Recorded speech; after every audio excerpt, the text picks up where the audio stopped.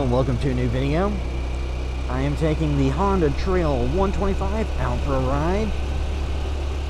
It's nearing nighttime, so I figured it'd be a nice sunset ride to go on here. Assuming I can get to any views worth having before it gets completely dark.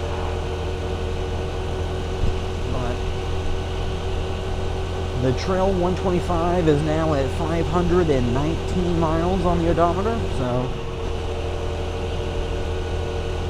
getting close to time for that first service.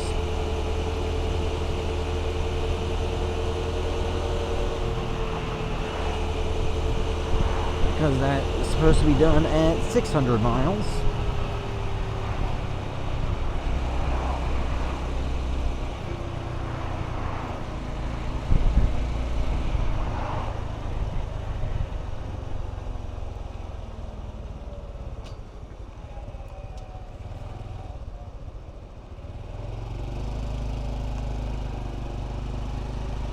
I'm turning from Bardstown Road onto Trevilian.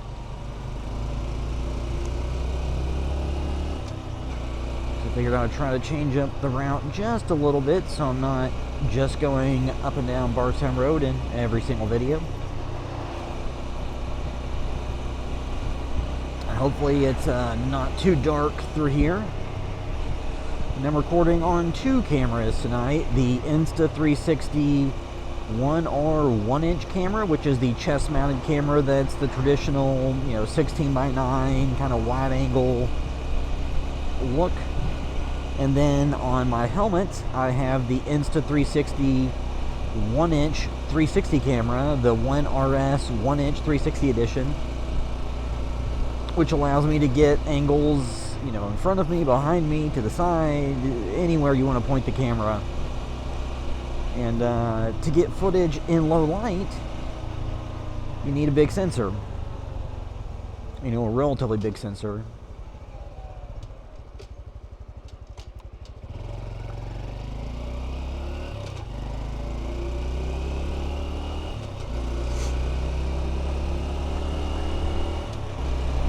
So the 1-inch camera for 360 or an action type camera, a pretty big sensor. So the chest mounted camera has a 1-inch sensor, but it's a traditional 16:9 sensor.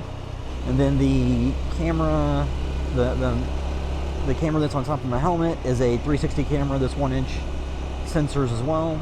And since it's a 360 camera, it actually has two lenses. So it has two 1-inch sensors and lenses, one pointed forward and backwards. And then the software, it stitches those two images together to give you a full 360 view. So that's how I'm getting all the footage for this. Because one thing that I have realized over time is that I have put together different kind of camera rigs to go for rides. And it's typically at nighttime when you need, bigger sensor cameras. And some of those have been quite restrictive in how much you're able to move while wearing it. So this is something where there's just the GoPro chest mount and then just this camera that's mounted into my helmet to the built-in GoPro mount. So not super obtrusive. And two, I hadn't recorded in a couple of weeks at this point. Part of the reason is last week I got hit with COVID and I was out for a few days. Just high fevers, felt like crap, so I spent most of 2 days in bed. But at this point I think I'm pretty much fully recovered, so still going around. So I didn't quite feel like taking this out for a ride when I was still under the weather and having, a lot of congestion and fever and stuff. So this is going to go past the Louisville Zoo, which is actually closed right now, so there won't be much going on there. And that's going to be over to the left here in a second. But they're gearing up during the month of October. They have the event that is Boo at the Zoo, where you can take your kids through to trick or treat. and see different characters.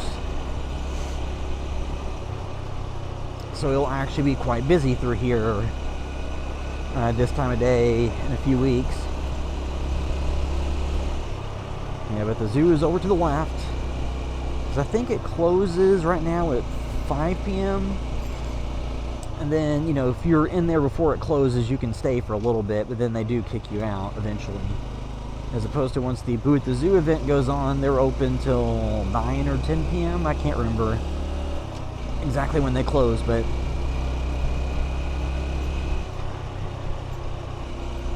so if you're in the area, it's an event I think kids tend to enjoy, unless your kid is afraid of people dressed up in costumes.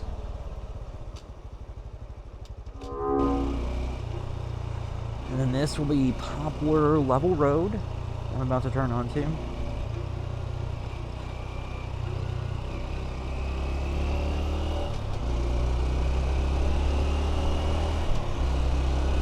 So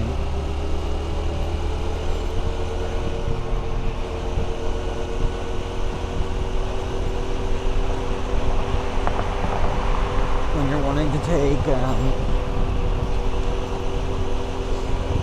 something that I've, you know, ran into with this Trail 125 is, since it does have the trail capabilities, now it's not a high-end, you know, dual sport 650 super high suspension,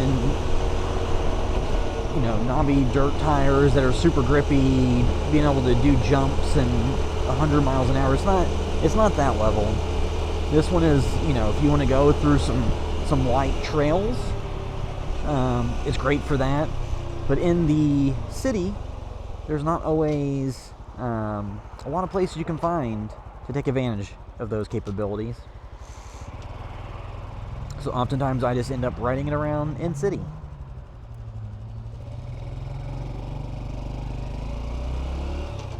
Which is fine, because it's fun for that as well. But this is a bike where it's somewhat in a little bit of a no man's land, because it's good for doing the off-road stuff, the light off-roading.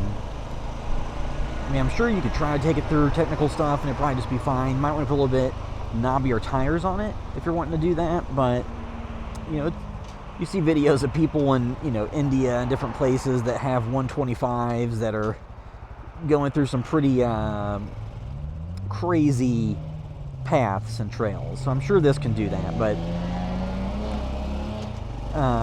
so, you know, the top speed on this thing, 55. The top speed I've had so far was 56. I haven't done the first service, but after that I do plan to go and do some top speed runs.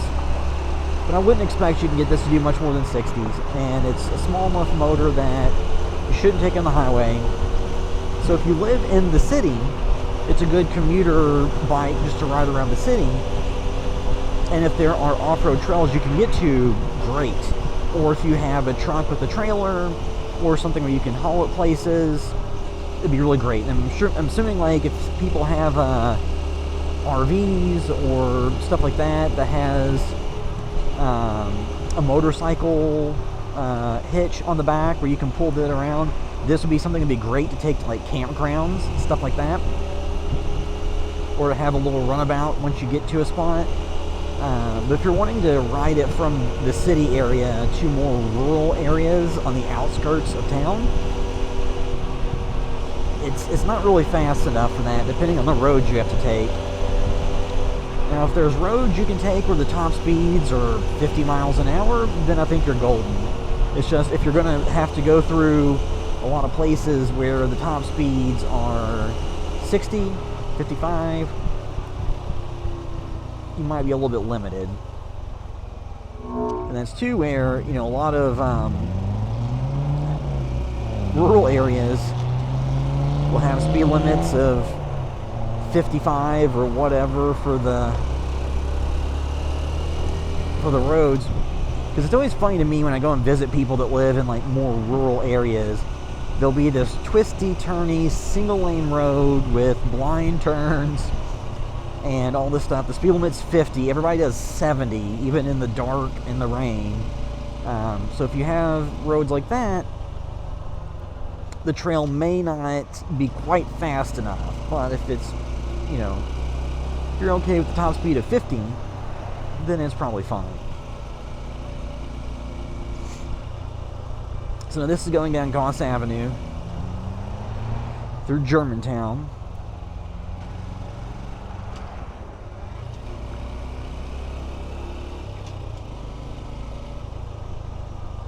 Which is a popular area for restaurants and bars.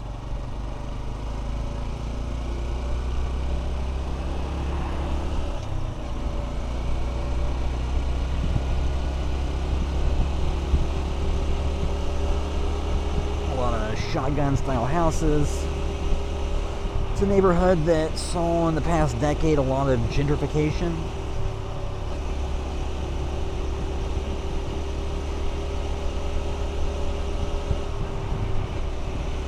But, you know, whenever neighborhoods become trendy, it's quite common to see somebody come in and do a completely modern style renovation of a house from the ground up and then ask triple what they paid for it.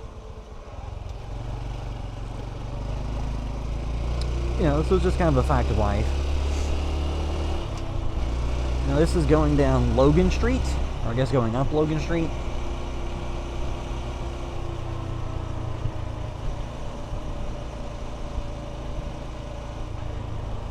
And through here there are a number of bars and restaurants as well.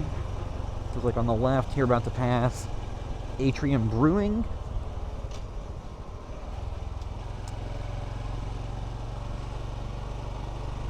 And there's a few different businesses through here. And then one block over further to the left there is Shelby Street, and Toasty's Tavern is a place that has burgers and stuff that I would recommend. I went there before with friends. I enjoyed that a lot.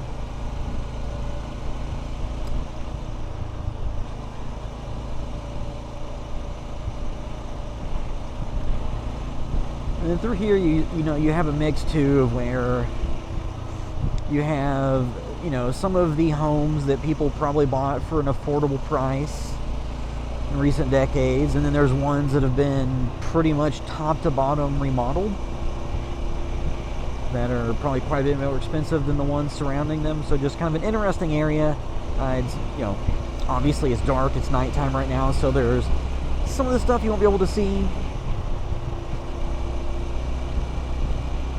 Like over here to the right is this building that used to be an ice house, I think, but they're doing renovations on it supposedly, and they're going to eventually, after renovating it, rent it out and lease it for different, you know, retail and residential stuff. So that should be interesting once that's all done. But they've been working on that for years, because you can go watch videos where I've ridden before this one, the Honda Navi, through this area, and it looks about the same as it does now.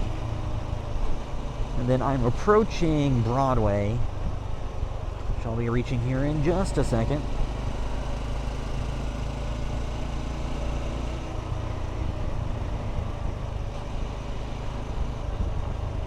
This is one of the main throughways through downtown Louisville.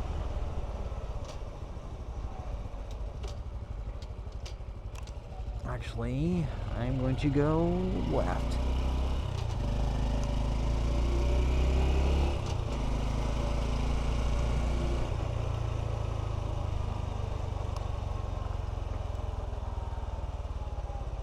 Because when I was about to turn out onto the road, I could see that there were police the opposite direction. I mean, not that I care about going past police, it's just the road's all blocked up and screwed up. I didn't really want to deal with that. I'll just go through a different route here. So this is turning on Clay Street.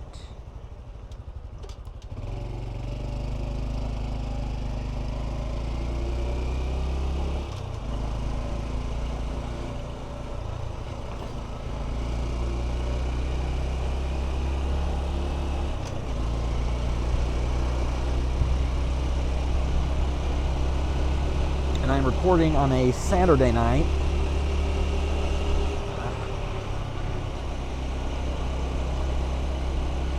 It is 8:47 p.m., so just after dark.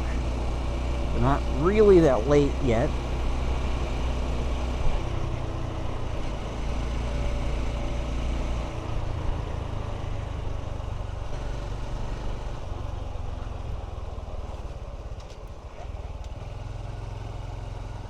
These are some interesting roads.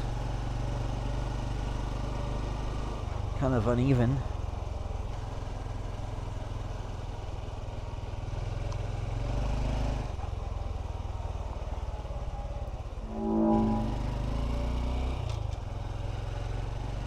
Oh,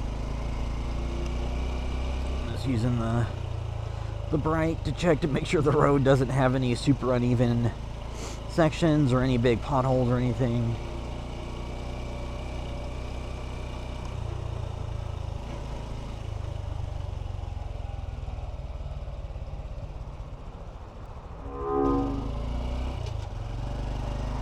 This is heading towards the Nulu area, which is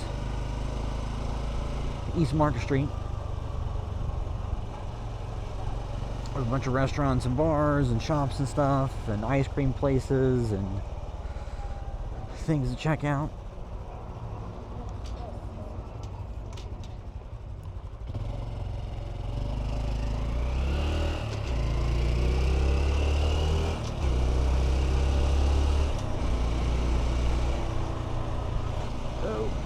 There's hotels and stuff down through here now as well.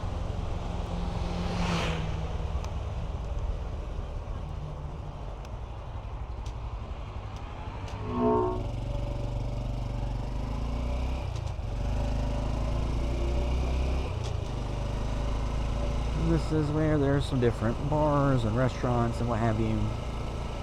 There's some construction going on. So it looks like it's relatively busy out, because it's a nice crisp evening where it's not quite autumn yet, but it is actually almost chilly. It's in the 60s.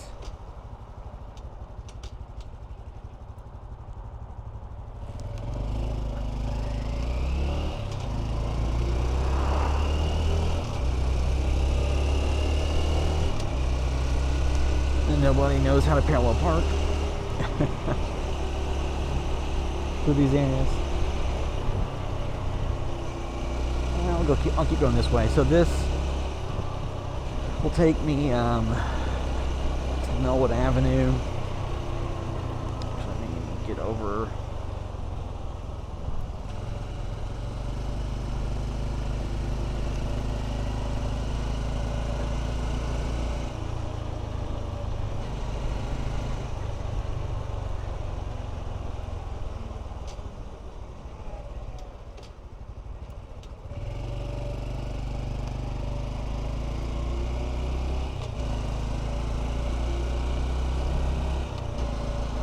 So, you know, this bike is nice for in-city travels and cruises like this, where you're not going super far, super fast.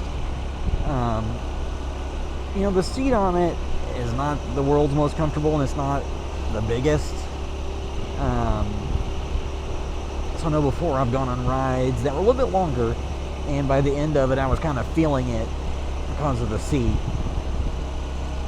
So I don't know that I would expect to take this one on like a 4-hour ride or something. I mean, I'm sure you could. I just don't know that I personally would want to. I guess I'm not hardcore enough like that. Usually I top out on these rides about 1.5 to 2 hours at the longest. I mean, part of that's also because when I've been going, I haven't really had any really cool destinations that I was heading to that can be encouragement to keep going. And this is actually one of the longer lights you have to deal with locally. So now I'm on Melwood Avenue. I'm going to turn right onto Frankfort Avenue, and then I'll wrap up on here because I'll take this way back home. I'll go through some of the strip down through here. So Frankfort Avenue is another area where there are a lot of bars and restaurants and a place where people come, you know, On the weekends, because a lot of the city is not very walkable, you know, you kind of have to drive point A to point B in a lot of the parts of town, as opposed to Bardstown Road, Goss Avenue in Germantown, Frankfort Avenue, which you're on now, more so a little bit further down. You can go and park one place and then walk to multiple places. You can get dinner, then go get, you know, snack somewhere, and then go get drinks or something, you know, just kind of walking around when you only have to park once.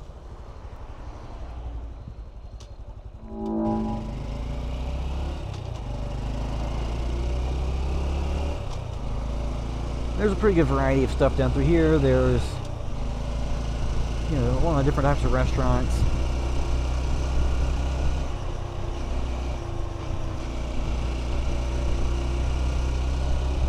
A lot of red lights, though.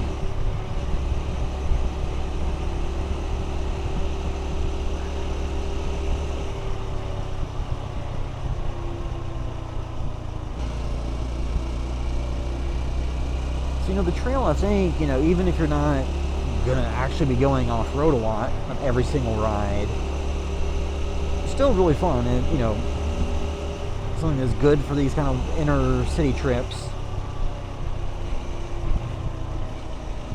Now, you know, I think cost-wise, the Honda Monkey is more expensive than this one, but it has a standard 5-speed manual transmission, so it should be a little bit faster.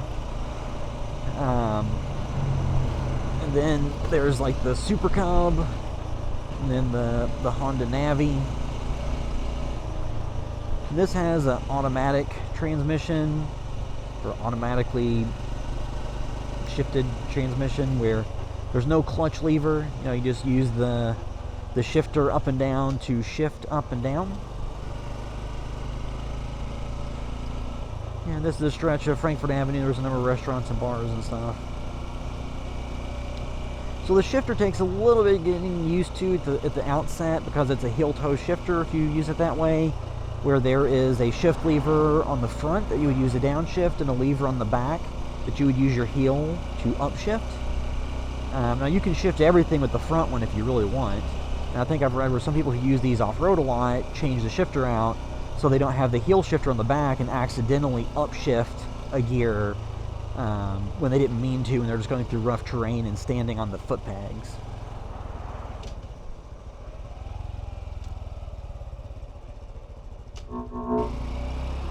And it's only 4 speeds, which you would think is manageable, but there are times where I'm riding and I'll forget which gear I have it in, if it's in 3rd or 4th, as I'm coming to a stop and downshifting typically.